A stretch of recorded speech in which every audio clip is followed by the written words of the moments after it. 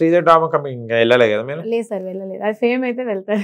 ఎవరైనా తెలిసిన వాళ్ళైనా ఉండాలి, ఫేమ్ అయినా. అంటే మీకు ఇంద్రజ గారు పెట్టారా?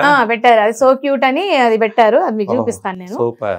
రశ్మి గారి యాంకరింగ్, ఇంద్రజమ్మ జడ్జ్మెంట్, రామ్ ప్రసాద్ పంచలు, ఆది గారి కామెడీతో వాళ్ళు మల్లె మాల దండగా ఉంటారండి, దండకు దారం ఈ టీవీ అండి. వాళ్ళు మల్లె మాల దండగా ఉంటారండి, దండకు దారం ఈ టీవీ అండి. అంటే అటువంటి ఆడదాన్ని కాదు బాబు, పల్సరు బైక్ మీద రారు బావా. దానికి వాళ్ళు మల్లె మాల దండగా ఉంటారండి, దండకు దారం ఈ టీవీ అండి అని పెట్టా. ఆ లిరిక్ నచ్చిందంట మేడం. అంటే వాళ్ళు మల్లెమాలలో వాళ్ళు ఉంటేనే ఆ ఈటీవీకి ఒక కళ అన్నమాట, ఒక దండ అన్నమాట. వాళ్ళంతా కలిపితేనే ఒక దండ. టంటి టంచో కానీ కాదు అండి, శ్రీదేవి డ్రామా కంపెనీ అండి, అది ఆదివారం మధ్యాహ్నం వస్తదండి, ఎందరికో సక్సెస్ నిచ్చనండి. పిలుస్తారేమో మళ్ళీ పాటకైనా విలువాలి వాళ్ళు. ఈ పాట చాలా వరకు పోయింది. రమణ అన్నయ్య కూడా లైక్ చేశారు. నా పాట మీద ప్యారడీ కూడా వచ్చిందమ్మా అని. పల్సర్ బైక్ రమణ, మా ఊరు పక్కనే అన్నయ్యది, ఆయన కూడా లైక్ చేశారు, బాగుందన్నారు. చూడాలి సార్. అంటే మనం ఇట్లా ఒక్క సాంగ్ కాకుండా సార్ మంచిగా వైరల్, అంటే లాక్స్ లో వెళ్తారు, మిలియన్స్ లో వెళ్ళేటప్పుడు అప్పుడు మనల్ని పిలుస్తారు అక్కడ. ఇంద్రజా మ్యామ్ మెసేజ్ పెట్టారు, స్టేటస్ పెట్టుకున్నా నేను, ఆవిడ వరకు వెళ్ళిందిలే అని చూశారు.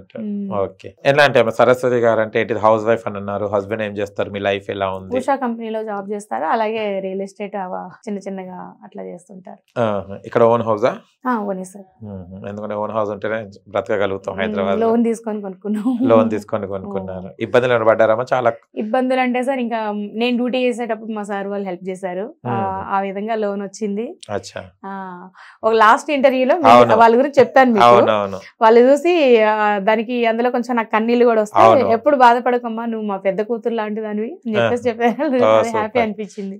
మేడం నాకు కాల్ చేసి, ఎప్పుడు నువ్వు బాధపడొద్దు, మా పెద్ద అమ్మాయి అనుకుంటాం, వాళ్ళకి ఇంకో పాప ఉంది, పాప బాబు, నేను మా పెద్ద అమ్మాయి అనుకుంటాం, నువ్వు ఎప్పుడు అట్లా బాధపడకమ్మా అని అన్నారు. 20 years వాళ్ళ దగ్గర టెలికాలర్ గానీ జాబ్ చేశాను. ఆ విధంగా లోన్ ఇప్పించారు. కానీ ఆ టైంలో ఇవ్వడం చాలా గ్రేట్ కదా. టైంకి లోన్ రావడం అంటే కష్టమే కదా సార్. వచ్చింది, వాళ్ళు ఇచ్చిన మనీతోనే. లోన్ రాకుండా వీళ్ళు మనీ ఇచ్చారు, లోన్ వచ్చిన తర్వాత ఆ మనీ వీళ్ళకి ఇచ్చాము. ఆ మనీతోనే మేము రిజిస్ట్రేషన్ చేయించుకున్నాము. Happy sir.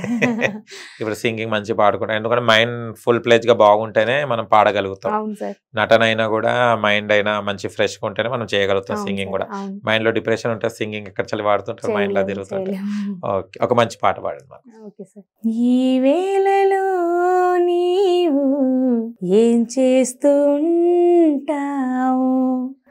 అనుకుంటూ ఉంటాను ప్రతి నిమిషము నేను, నా గుండె నాడు చేజారిపోయింది, నీ నీడగా మారి నా వైపు రానుంది, దూరాన ఉంటూనే ఏ మాయ చేసావే. చాలా పాత సాంగ్ అది, ఇప్పుడు గుర్తు చేశారు. అంటే 80s లో పాడిన పాటలు ఇవన్నీ పాడుతుంటారా మీరు? అప్పుడప్పుడు పాడుతుంటాం. ఓకే, ఏ హీరోయిన్ ఎక్కువ పాడుతుంటారు మీరు? హీరోయిన్స్ ఏమైనా సెలెక్ట్ చేసుకుంటారా? సౌందర్య గారు ఎక్కువ ఇష్టం. అవును, ఒక పాట పాడండి సౌందర్య గారిని. మంచి నటి. మంచి నటి. ఏదో ఒక రాగం పిలిచింది వేళ, నాలో నిదురించే గతమంతా కదిలేలా, నా చూపుల దారులలో చిరుదివ్వెలు వెలిగేలా, నా ఊపిరి ఊయలలో అనురాగం చెరిగేలా, జ్ఞాపకాల మైమరుపు, జ్ఞాపకాల మేల్కొలుపు, జ్ఞాపకాల నిట్టూర్పు, జ్ఞాపకాల ఓదార్పు, ఏదో ఒక రాగం పిలిచింది వేళ, నాలో నిదురించే గతమంతా కదిలేలా. వావ్, రాజా సినిమాది చాలా సూపర్ డూపర్ హిట్. అది ఇప్పటి వాళ్ళకి కూడా అది అందరికి వచ్చేస్తాయి ఆ పాట, అది పెట్టంగానే మనకు సాంగ్స్ వస్తుంటాయి కదా. అవునవును.